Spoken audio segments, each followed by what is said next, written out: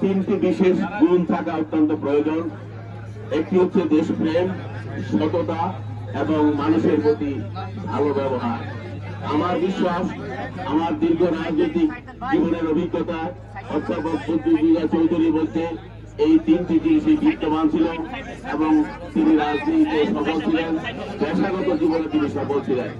সুতরাং আজকে তার এই বিদায় বেলায় আমি এই বিক্রমপুরের মানুষের কাছে, সিরাজদিঘার মানুষের কাছে, শ্রীনগর মানুষের কাছে বিনয়ের সাথে অনুরোধ করব, রাজনীতি করতে গিয়ে, সমাজ সেবা করতে গিয়ে যদি কোনো অসতর্ক মুহূর্তে